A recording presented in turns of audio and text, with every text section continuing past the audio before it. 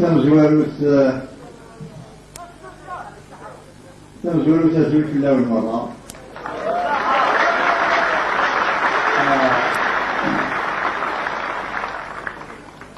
في السنة هذه السنة هذه السنة راسها طرا شوية ولكن المرأة على زيك سي الجزائر. واشتري ترجم طلب ليون السماح.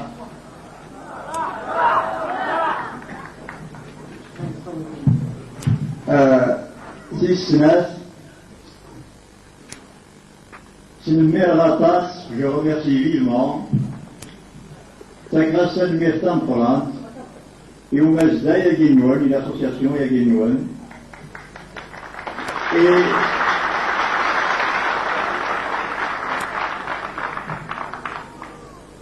Et dans le garde, on a Kossagim, et on a Nemlil, Wadnaouim, Amam Fain Variananak, Yaguignon. أنا رفعنا لدينك كل يوم سلا أقل ما لا يفوق ولا يوم في السنة هذه السنة حمدا وولنا لديني فرانسيس على خطر أسنت le sujet أسنت لي غير أدنوي في الأساسيين de la culture populaire, l'île de Saraféan, ou dire, ou lycée à la tasse, où j'ai dit, oui, venez à l'Estrée, tout reste dit, nous y allons, là nous allons, d'un Zramara, là nous allons, et où nous allons l'Estrée, non, dans les 13 hier sous le matin, d'une façon générale, où il y a que venez à la midi, ce qu'il a, cela est venu. إيه ما في دواء فرنسيس ما إلا مورد مالا ما إلا سمحمية ما في دولية سلاقي ما في دينا فرنسيس. ظروفكم مرة ياك زمرات هذا يعني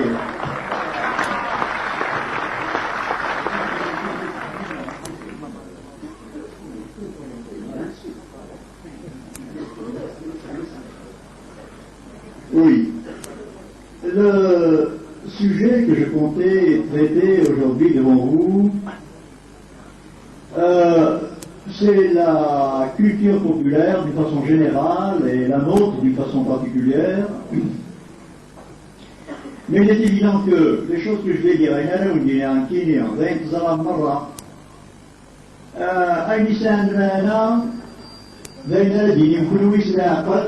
نظرنا الميليو ما له كان كيليو سواء ولكن يبقى من كيليو دورا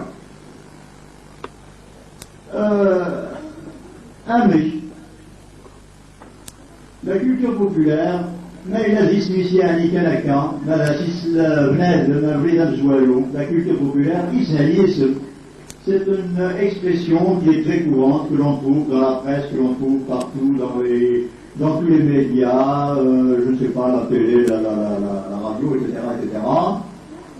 C'est une expression facile, mais en réalité, quand on cherche un peu à analyser, et quand on rapporte surtout cette notion à notre situation, à nous, à la situation algérienne, à la culture populaire algérienne telle qu'elle se trouve, on trouve qu'un certain nombre de problèmes peuvent se poser, et ce sont ceux-là que j'aimerais évoquer devant vous, brièvement, et puis tout à l'heure, naturellement, nous pourrions en débattre tous ensemble. S'il y a des étudiants parmi vous, je m'excuse auprès d'eux parce qu'il y a un certain nombre d'idées que j'ai déjà développées quand nous étions à l'université la dernière fois. Ceux qui étaient là parmi vous s'en souviennent probablement. Et il y en a deux ou trois que peut-être je vais être obligé de répéter. C'est là des Canada. Et bien, en ce qui concerne la culture populaire, on peut partir, je crois, d'une première constatation.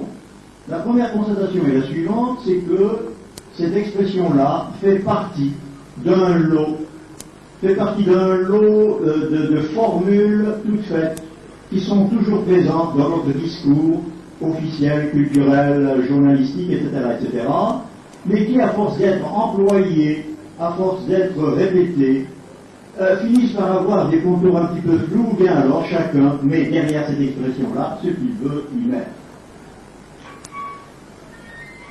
Nous allons partir, si vous voulez bien, je vais vous rappeler un petit fait historique pour ceux qui, pour les plus jeunes d'entre vous, qui ignorent peut-être, que les plus jeunes d'entre vous peuvent ignorer.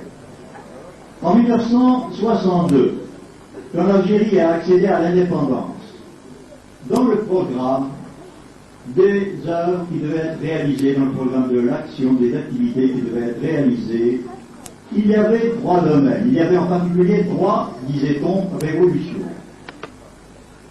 3 révolutions, c'est-à-dire une révolution industrielle, une révolution agraire, une révolution culturelle. Vous savez ce qui s'est passé? On a entamé la révolution industrielle, vous savez tous à peu près, en tout cas, quels sont les projets qui ont été réalisés dans notre pays. Enfin, on a pu se tirer, d'une façon ou d'une autre, on peut discuter longtemps et savoir si ça a été bien fait ou mal fait, c'est un problème. Mais en tout cas, il y a eu des réalisations industrielles et une révolution industrielle qui a été entamée. Pour la révolution agraire, elle est encore plus claire, je crois, dans des pays comme les nôtres, dans la mesure où elle les a intéressés. Vous savez ce que ça a donné. En tout cas, c'est une réalité avec laquelle l'Algérie tout entière, naturellement, a compté et doit compter.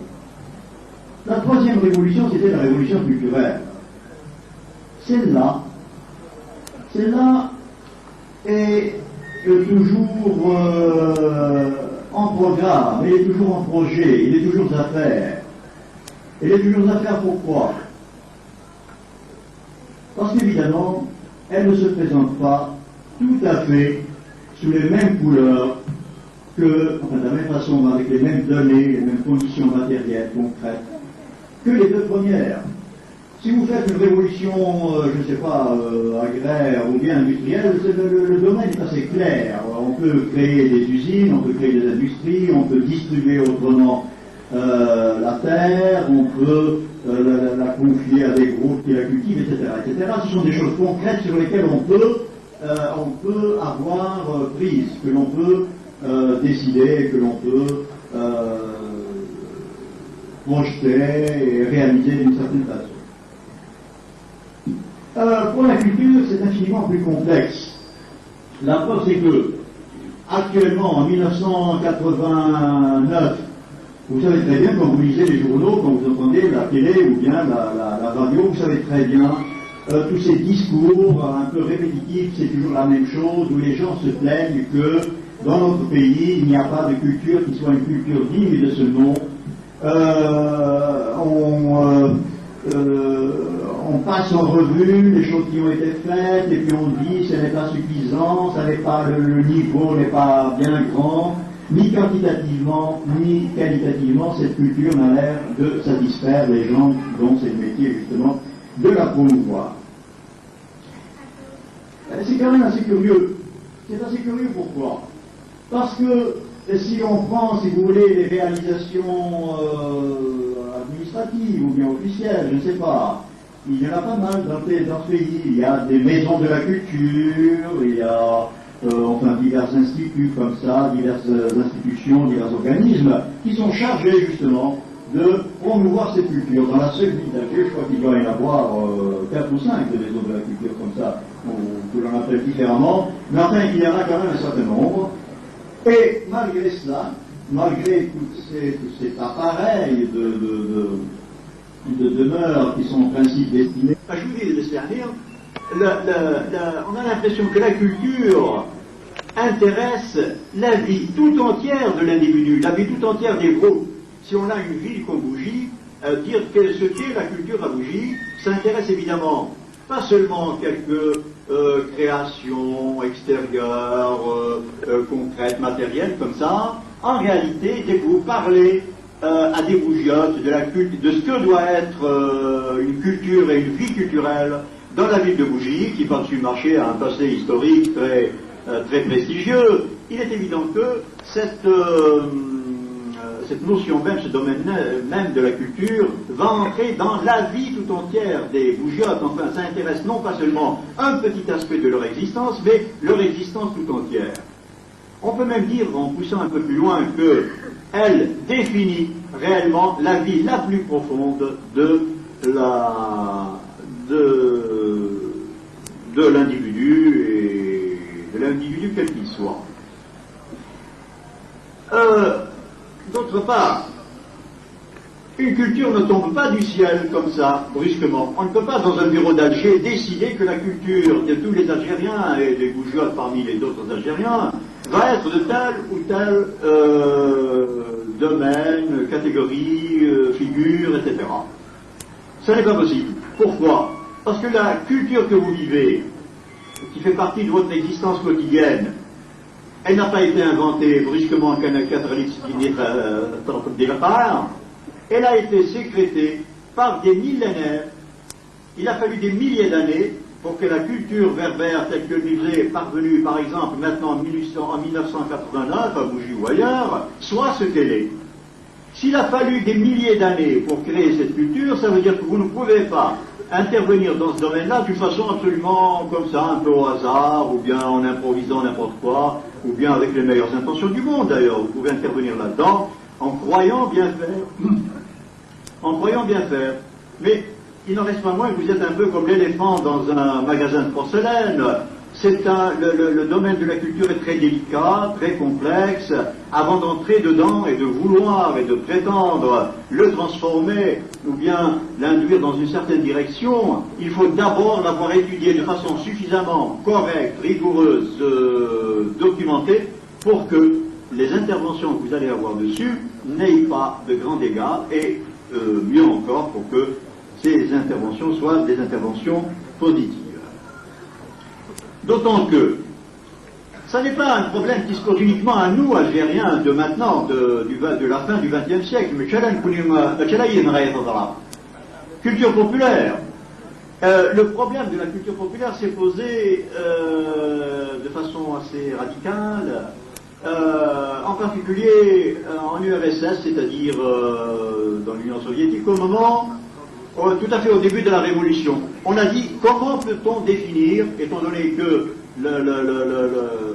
le régime était un régime marxiste-léniniste, comment peut-on définir une culture du peuple, celle du peuple, par exemple par opposition à la culture de la bourgeoisie, ou bien en Russie à la culture de l'aristocratie autour du tsar. On a trouvé que ça n'était pas tellement simple que cela. Pourquoi? Parce qu'il y avait deux courants, deux explications possibles.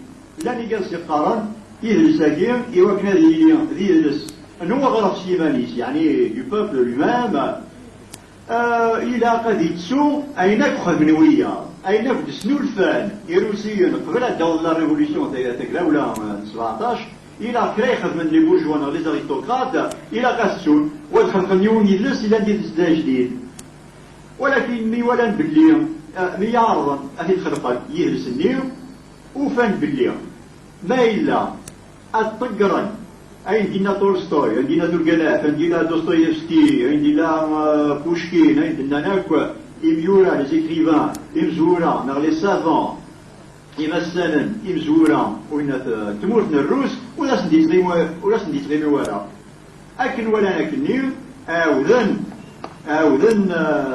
الحساب نسنياني أصدر نسن غاناليز أوذن وفان بلير وزميرنا لا دينين أنشت لا بوليتكول تسقار محسوب لا كولتور بوليتاريان ولاش لا كولتور بوليتاريان إلا البروليتاريا كان سيمانيز وحدث إلاق لا كولتور إلا لا كولتور يتساعن يعني يساعن الناس إلاق شراخ من إمذان شراخ من يرجازن قبل لا تيليان تجراونا 17 ديال الروس إلاق أدي تسكي لا كولتور Ah bon, au contraire, je croyais que c'était... Ah bon. À Caslan, dirais-je.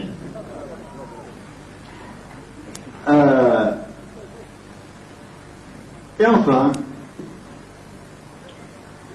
problème essentiel qui se pose quand on parle de la culture, à mon avis, surtout dans un pays comme le nôtre, à mon avis, c'est le suivant. Comment faut-il définir la culture? Est-ce que c'est une somme de données? C'est-à-dire, on a trouvé, chaque peuple trouve dans son passé, dans son présent bien sûr, mais enfin dans son passé, trouve un certain nombre de valeurs, un certain nombre de coutumes, un certain nombre de productions. Est-ce que la culture, ça va être la somme de toutes ces choses qui ont déjà existé dans le passé? Ou bien, deuxième définition, et c'est là que le problème se pose, est-ce que on va définir, à partir de zéro presque, on va définir la culture qui est souhaitable, que l'on considère comme étant la meilleure pour le peuple. En ce qui nous concerne, nous, Algériens, ça a été le problème, à mon avis, qui a toujours empêché les problèmes culturels d'être résolus de façon un peu pertinente, un peu valable. Pourquoi? Là, je suis obligé de dire les choses comme elles sont. Il n'est pas possible de couper le problème de la culture absolument de ses aspects généraux, de ses aspects politiques, de ses aspects économiques, etc., etc. Les problèmes de la culture sont liés à tous les autres problèmes qui se posent au peuple algérien. C'est-à-dire que, par exemple, je ne sais pas, les responsables, l'autorité, est tenté de définir une culture pour tout le peuple algérien qu'elle considère comme étant pour ce peuple-là la meilleure. On peut par exemple pour nous dire, notre culture est ceci, cela, elle est socialiste, elle est arabo-islamique, elle est je ne sais pas quoi, mais on peut toujours trouver, si on est le pouvoir, si on est l'administration, on est tenté de trouver une définition a priori en quelque sorte que l'on propose ou impose ensuite à ceux qui doivent en être les bénéficiaires ou les utilisateurs. Mais c'est là que l'analyse devient difficile. Parce que, si vous voulez résoudre de façon un peu valable les problèmes de la culture, vous ne pouvez pas, à mon avis, c'est un avis personnel, mais je crois qu'il est fondé, vous ne pouvez pas ignorer ce que le peuple auquel vous le proposez a inventé, a produit, a élaboré pendant je ne sais pas combien de dizaines de siècles, avant que votre culture, telle que vous l'avez maintenant, vous arrive. Il a fallu que des milliers, des centaines de milliers, des millions d'hommes la travaillent, la mettent au point, l'améliorent, et elle vous parvient dans l'image avec laquelle elle vous parvient. Je crois que là, c'est là qu'est le véritable problème. Alors, si vous voulez, on peut maintenant passer, après ces considérations un petit peu générales, on peut peut-être passer à la situation telle qu'elle se présente dans notre pays. Dans notre pays, réellement, les Algériens la vivent. Et les Algériens, le plus grand nombre d'Algériens, et pas des petites chapelles qui peuvent toujours définir leur propre culture un peu isolée, un peu insulaire. Il s'agit de savoir, il s'agit de considérer quelle est, dans le peuple algérien, quelle est la culture réelle que vit le peuple algérien et dans quelle langue. Alors là, si l'on considère la réalité, vous savez très bien que les langues qui sont employées chez nous sont les suivantes. Il y a d'abord les langues du peuple, les langues populaires. Les langues populaires, il y en a deux. Il y a l'arabe algérien et il y a le berbère. Il y a ensuite la langue, il y a ensuite l'arabe classique, l'arabe littéraire, qui, de surcroît, est chez nous langue nationale. Et troisièmement, vous savez très bien que dans des secteurs beaucoup plus nombreux qu'on le croit et beaucoup plus étendus qu'on le croit, il y a le français. Même si l'importance du français décroît considérablement, elle diminue, elle baisse, et non, c'est pas moins qu'on l'emploie très très couramment. La preuve, c'est que maintenant je suis en train de vous parler moi-même en français. Bon. mais il est très employé dans des tas de domaines où d'ailleurs il est presque indispensable. Enfin, on n'a pas le choix, souvent. Vous savez aussi quel est le statut qui est octroyé à ces langues-là et quelle est la réalité devant laquelle elles se trouvent.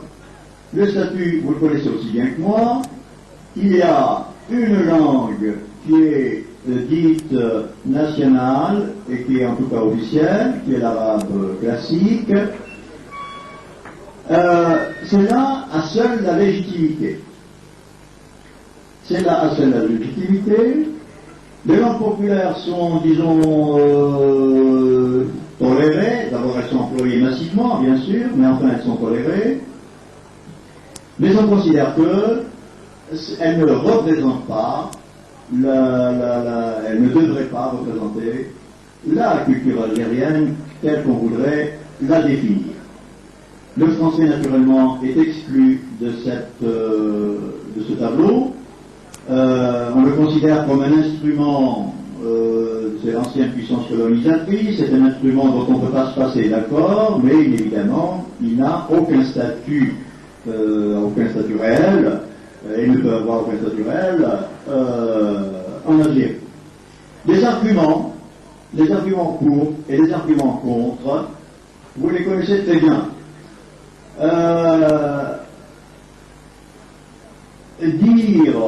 Définir une langue comme étant une langue nationale, donc exprimant une culture nationale, ça implique un certain nombre de conditions.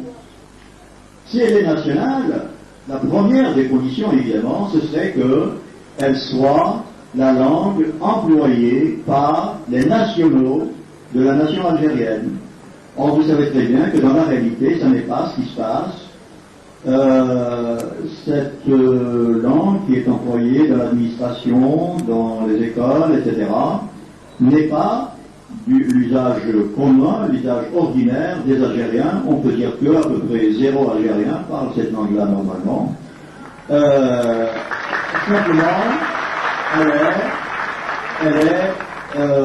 elle est la langue vers laquelle le projet officiel voudrait conduire justement toute la totalité du peuple algérien.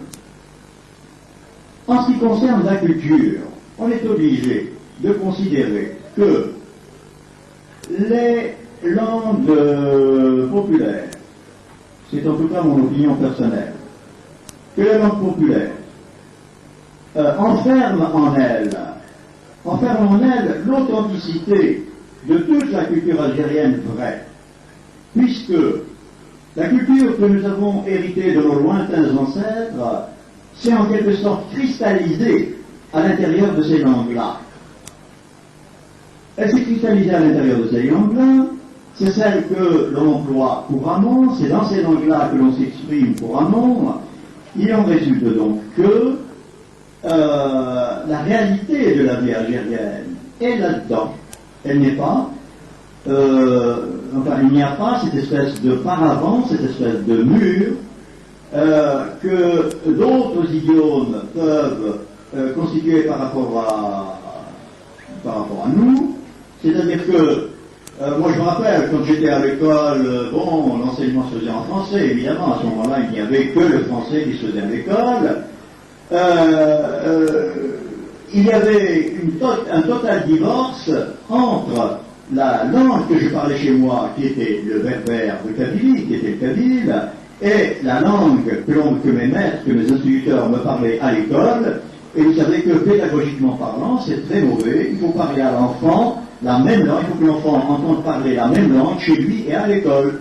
Alors, il a l'impression, quand vous l'envoyez de la famille à l'école, il a l'impression de changer entièrement de monde, et pour sa formation pleine, pour la plénitude de sa personnalité, cette espèce de divorce entre deux discours, qui souvent sont assez loin l'un de l'autre, n'est pas une très très bonne condition. Il faut absolument que, à la période de formation de l'enfant et de l'adolescent, il n'y ait pas cette espèce de coupure entre la langue couramment employée par lui est celle que on lui enseigne, on lui apprend à l'école. Mais la situation du berbère, à l'intérieur de ce panorama un peu général que je viens d'essayer de tracer, a encore des conditions à elle, des conditions spécifiques. Bon, les choses que je vais vous dire maintenant sur le berbère, vous les savez probablement aussi bien que moi, mais c'est peut-être bien de les rappeler afin qu'on puisse tout à l'heure, si vous voulez, en débattre. Il y a une langue berbère qui s'étend sur un espace très vaste, géographiquement parlant, mais qui, dans cet espace très vaste, est coupé en îlots, en fractions, en parlers, différents, apparemment comme ça, les uns des autres. Vous savez que ce domaine géographique a pour limite à l'est, les derniers berbères qu'on rencontre vers l'est, c'est en Égypte. C'est en Égypte qu'il y a le dernier îlot de population berbère, de population qui parle berbère. Dans l'oasis de Siwa, Smazir Tendai Siwen, on parle encore maintenant, aujourd'hui en Égypte, on parle encore le berbère. La limite occidentale était constituée par les îles Canaries. Les îles Canaries, c'est dans l'océan Atlantique, à 100 km à l'ouest du Maroc. Mais dans les îles Canaries, la langue berbère a entièrement disparu. Quand les Espagnols sont entrés dans les îles Canaries au XIVe siècle, ils ont peu à peu fait disparaître la langue berbère, ce qui fait que maintenant les Canariens, qui sont des berbères, parlent l'espagnol, et il n'y a dans le dialecte espagnol des îles Canaries qu'un seul mot qui soit réellement berbère. Pour dire je t'en prie, ils disent Iho, et Iho ça veut dire Tsrele, ça veut dire Yané. En Touareg, encore maintenant, on emploie le même mot. Par conséquent, c'est un mot qui devrait rester de l'ancien idiome berbère. À part ça, on a des écrits, on a des livres sur l'ancienne langue des Canariens. Et on voit très bien que c'est une langue berbère. Par exemple, ils comptent en berbère. Etc. Et leur système de numérotation était un système, était dit en berbère tout simplement. Bon. Et entre ces deux points extrêmes, au nord c'est la Méditerranée, au sud ce sont les pays des Noirs, la boucle du Niger à peu près, dans cet énorme espace, il y a un certain nombre d'îlots comme ça, plus ou moins importants, et de plus en plus importants à mesure qu'on s'approche vers l'ouest. Les masses les plus nombreuses sont au Maroc, ensuite en Algérie, en Tunisie il n'y en a presque pas, il y en a très très peu, il y en a au Sahara naturellement, au Mali, au Niger, en Mauritanie. Qu'est-ce qui distingue tous ces parlers berbères? La structure, les structures de la langue, et les structures de la langue sont les mêmes. C'est exactement le même système grammatical et syntaxique qui est employé par le berbère de Siwa, le berbère de Kabylie, le berbère de l'Atlas, ou bien du Mzab, etc., etc. Donc, les structures grammaticales et syntaxiques sont les mêmes. Ce qui est différent, ce sont les mots, c'est le lexique. Les mots ne sont pas que différents, pas essentiellement, mais enfin, les différences viennent de là. Les formes grammaticales, le verbe, le nom, etc., sont partout les mêmes, mais une même chose peut avoir des noms différents dans différents parlers berbères. Je ne sais pas, on peut prendre un exemple comme ça au hasard, si vous voulez. Le chemin, la route, vous le savez, Avril, Cheoui Avril, Snouami d'Avril, mais Chilhaïd, par exemple, au sud du Maroc, Araras. En Touareg, c'est Machat, en Touareg, Abaraka. En Zénet, Tizemet.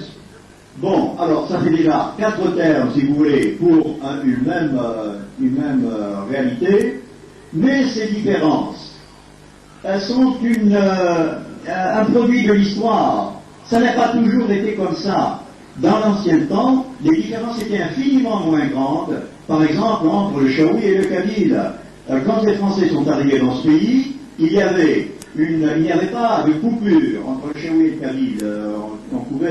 Il y avait une espèce de pont, une espèce de passerelle, dans laquelle on continuait de parler berbère tout le temps, mais la langue évoluait peu à peu pour passer du Kabyle au Chaoui, par exemple.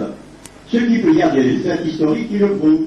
Par exemple, dans l'Antiquité, Liu-Gurden, le roi Jugurtha, a un jour reçu du roi du Maroc, Bocchus, un message où il lui demandait de lui envoyer un ministre pour lui organiser son royaume.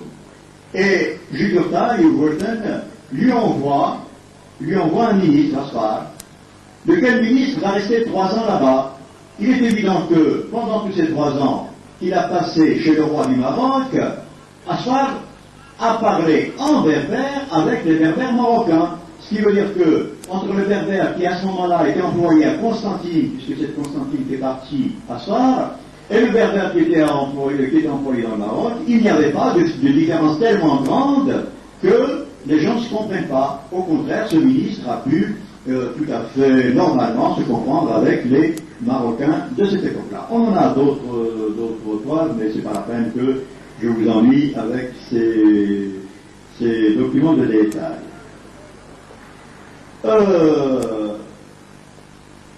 Mais ce qui le problème pour le berbère est le suivant.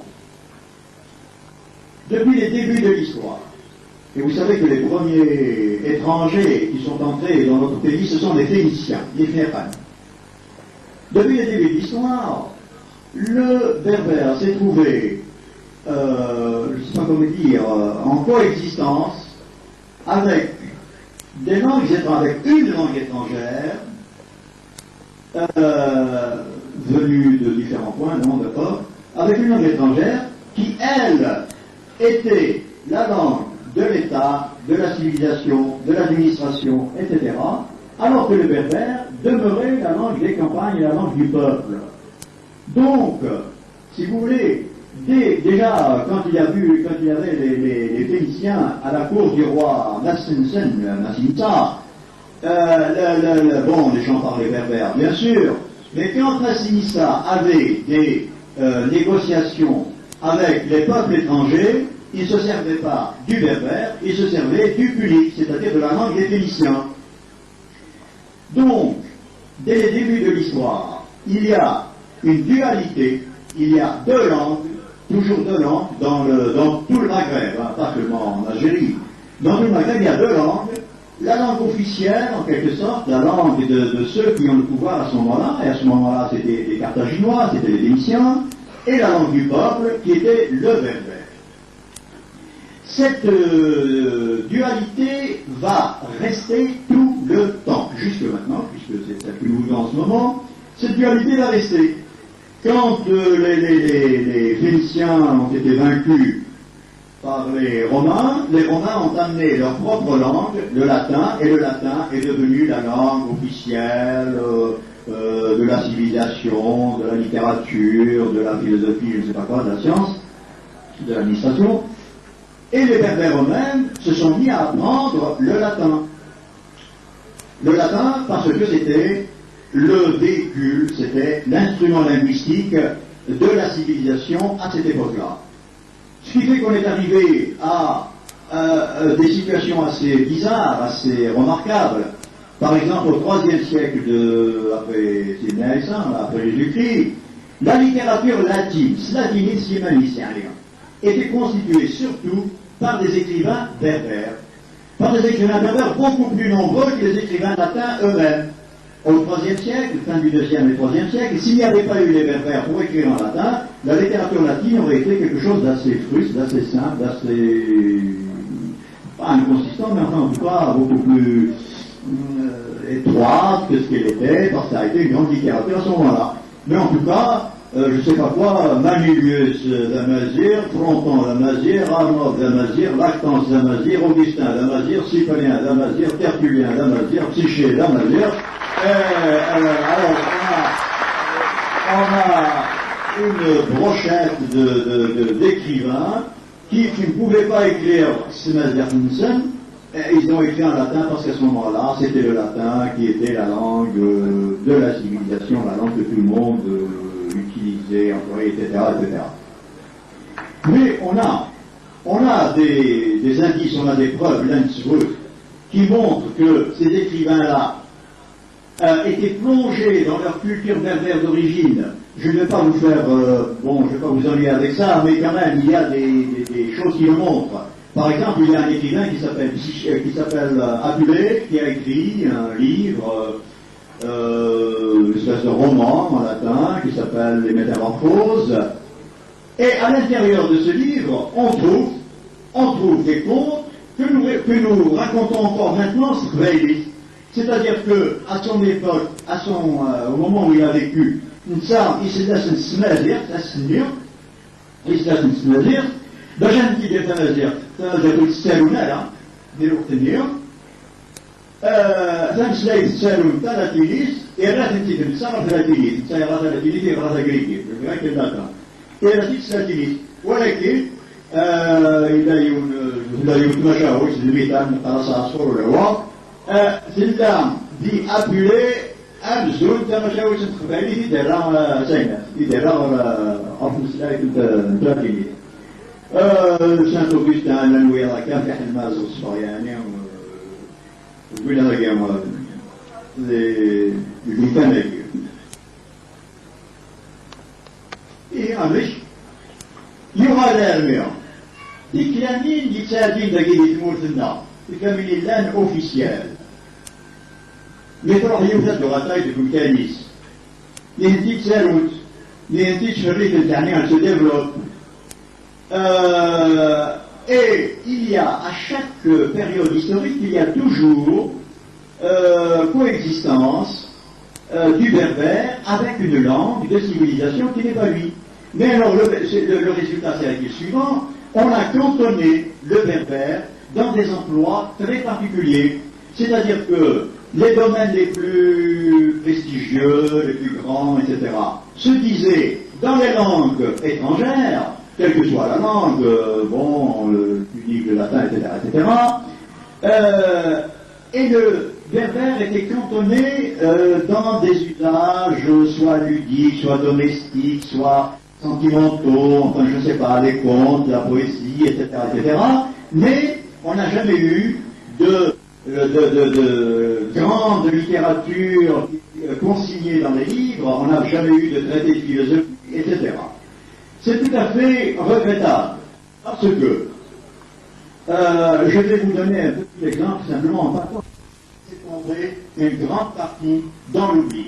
Ceci a été écrit par le plus grand historien qui est connu de la littérature arabe, qui est Ibn Khaldoun, et je pense que son point de vue est pour nous tout à fait instructif. Cette dichotomie, cette dualité que le berbère a connue tout au long des siècles continue aujourd'hui, puisque notre langue n'est pas enseignée, elle n'est pas écrite. Aussi, il y a les Touaregs qui l'écrivent un peu, ils l'écrivent en tifinard. Mais vous savez très bien que les Touaregs, d'abord, ce sont des nomades. Dans le désert, il n'y a pas les conditions pour créer une civilisation de l'écrit. Les Touaregs s'en servent pour s'écrire des lettres, pour des inscriptions sur des pierres, des choses comme ça. Mais enfin, ça n'est pas un instrument d'usage courant pour la littérature, la science, la philosophie, etc., etc. Et il ne reste pas moins que l'écriture est demeurée. L'écriture berbère est une des plus vieilles écritures du monde, actuellement connue, de vieille écriture. Ce qui fait que le caractère oral, le caractère, je ne sais pas s'il faut dire secondaire, est demeuré jusque actuellement. Mais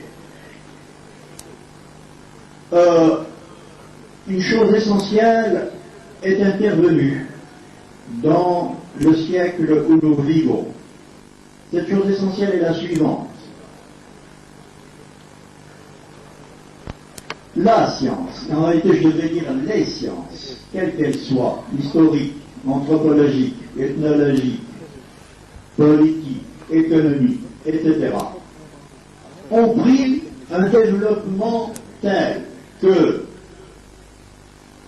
actuellement, n'importe quelle langue du monde peut se donner les moyens de son développement le plus grand.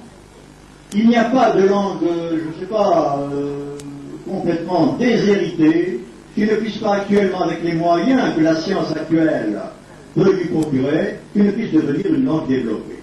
Et de toute façon, une langue ne n'est pas développée. Elle ne n'est pas développée, elle le devient.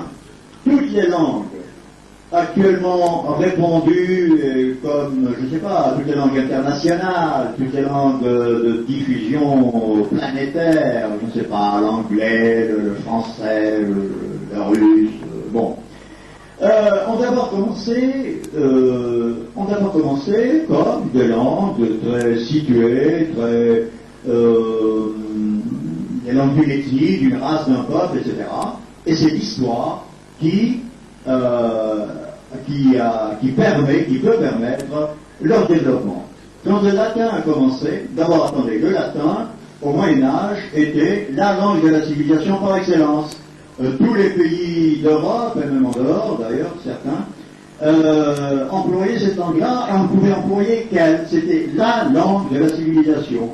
Mais comment le latin a commencé? C'était une petite langue de paysans d'une toute petite ville de rien du tout, qui après a pris un développement très grand parce que les Romains ont conquis le monde de la Méditerranée à l'époque historique.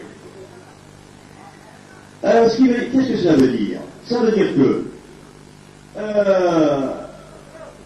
j'ai un peu étudié, les parlers berbères, pas seulement le kabyle, mais j'ai un peu étudié les autres aussi. Ça veut dire que, avec les moyens dont on dispose actuellement, scientifiquement, politiquement, historiquement, anthropologiquement, on peut développer la langue berbère absolument, de façon absolument remarquable. On peut lui donner toutes les dimensions. On peut lui donner toutes les dimensions d'une véritable langue de civilisation. Quand on pense à l'histoire que j'ai essayé très brièvement, très vite d'évoquer tout à l'heure devant vous, ce qui est extraordinaire, ce n'est pas que le berbère ne soit pas devenu une langue de civilisation, c'est que le berbère ait pu survivre après 2000 ans d'occupation étrangère continue. Et malgré ça, nous continuons à parler berbère, d'autres maghrébins comme nous continuent à parler berbère, les arabophones eux-mêmes, quand ils parlent arabe, emploient des structures berbères, ce sont nos frères, et il est tout à fait remarquable à mon avis que cette langue ait survécu à combien de siècles d'une histoire qui serait normalement éprouvante. Là, il faut que vous m'en croyiez un peu sur parole. Je vais essayer de recueillir les poèmes, par exemple, du sud de Oranais, le berbère du sud d'Oranais. Ce sont des poèmes absolument remarquables. Ce sont des poèmes qui sont à la hauteur de n'importe quelle grande poésie du monde.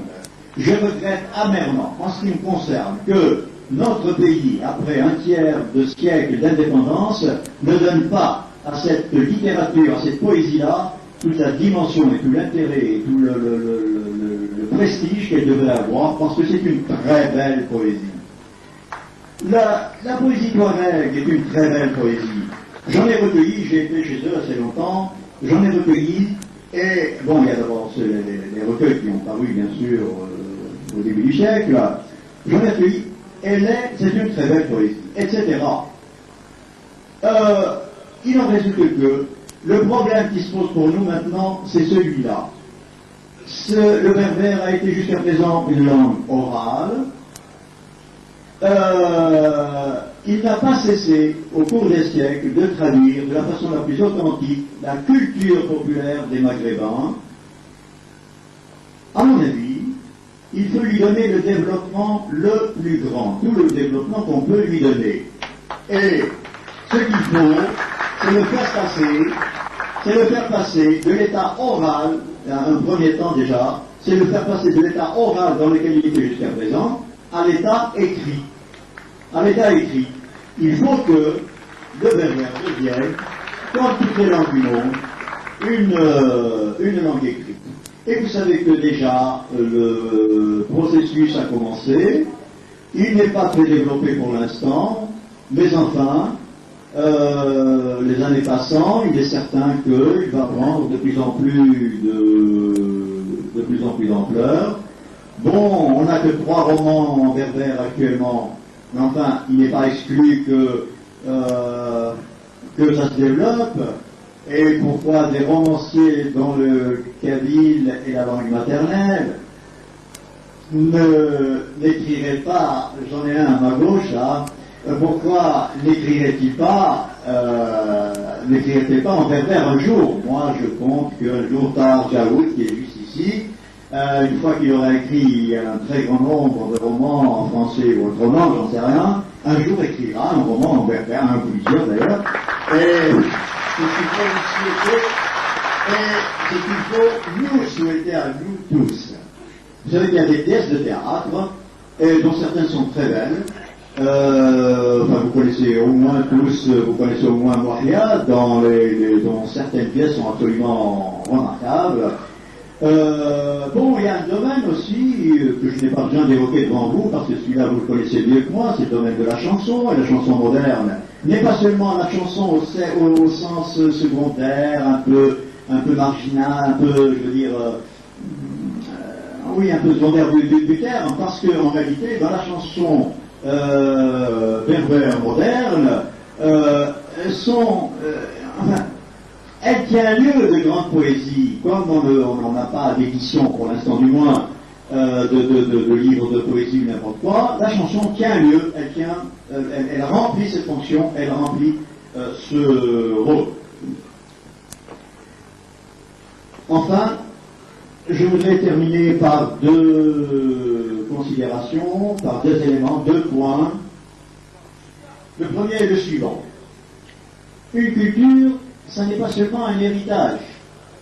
Il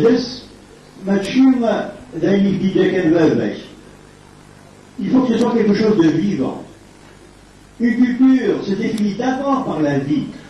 Ça n'est pas parce que, bon, il y a une première chose qu'il faut faire, c'est-à-dire un premier, je ne sais pas comment dire, une première activité qui est absolument indispensable et qui est la suivante, c'est de ramasser tout ce qui existe dans la culture ancienne pour que ça ne se perde pas.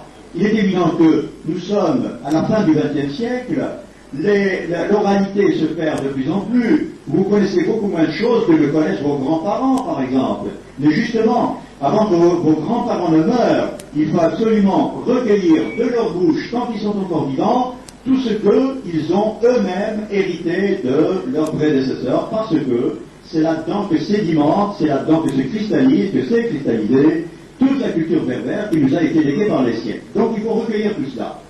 Mais il ne faut pas se dire que c'est suffisant. Il ne s'agit pas il ne faut pas avoir de la culture une vue passéiste. Il ne faut pas se dire il a un milieu d'arrêt ou وسع ماشي d'arrêt ou guerre. أين دار يعني نزورنا إلها يشرح يربح إلى قاعد نطوس إلى قاعد نسبح ما نزمر ولكن إلى سيادة تساومدات أسنانو كل سيمانا أسنانو سيمانا أمش أسنانو ذات moderne. Il faut que la culture que nous allons désormais vivre et impulser, si vous voulez, soit vraiment une culture moderne, c'est-à-dire avec les préoccupations modernes. Il faut que la culture berbère ne soit pas une culture passéiste, mais une culture vécue et qui soit tout à fait branchée sur le siècle le plus moderne, le plus, je sais pas, le plus actuel. Voici pour le premier élément dont je parlais tout à l'heure. Le deuxième, Le deuxième est évidemment circonstanciel, mais je pense qu'il a quand même son importance. Nous sommes ici à Bougie. Nous sommes à Bougie, à la rue de Gaïs, et je ne sais pas qui a dit qu'il y a des lieux qui sont comme ça chargés de symboles, qui sont comme ça chargés d'histoire, chargés de valeurs, plus que d'autres. Ça ne veut pas dire qu'ailleurs ça ne se fait pas, mais ça veut dire simplement que, dans cet endroit-là, se sont réunis un certain nombre d'éléments qui ont fait que ce lieu est symbolique plus que l'autre, ou bien en tout cas, a une valeur remarquable. Et vous savez comment Bougie a été fondée? Vous savez que vers la fin du XIe siècle, 1067, mais enfin la date importe peu, vers la fin du XIe siècle, les rois de la Qal'a d'Ibn Ahmad, qui ont été pressés par les tribus bédouines qui venaient de l'Est, ont dû quitter la Qal'a pour venir s'établir ici à Bougie, parce qu'ils étaient relativement préservés. Il fallait traverser toute la montagne pour arriver ici, c'est pas facile. À partir de ce moment-là, ils ont créé à Bougie une très belle civilisation. Vous savez mieux que moi tous les restes qui peuvent encore subsister dans cette ville, mais je crois que le plus important est de se dire que si, à un moment donné de l'histoire, fût au XIe siècle, dans un lieu qui peut s'appeler Bougie ou autre chose, les valeurs de la civilisation ont pu se concentrer et être sauvées, l'histoire de ce côté-là peut être, sinon un recommencement, du moins une incitation. Puisque un jour, puisqu'il y a 10 siècles, des bougiottes, des pervers de Bougie, ont pu créer la civilisation qu'ils ont créée, ça veut dire que nous, aujourd'hui, au XXe siècle, nous pouvons très bien, à Bougie et ailleurs, bien sûr, recréer aussi quelque chose qui soit non seulement local, mais aussi qui ait une valeur, non seulement algérienne ou maghrébine, je dirais, mais même valeur universelle.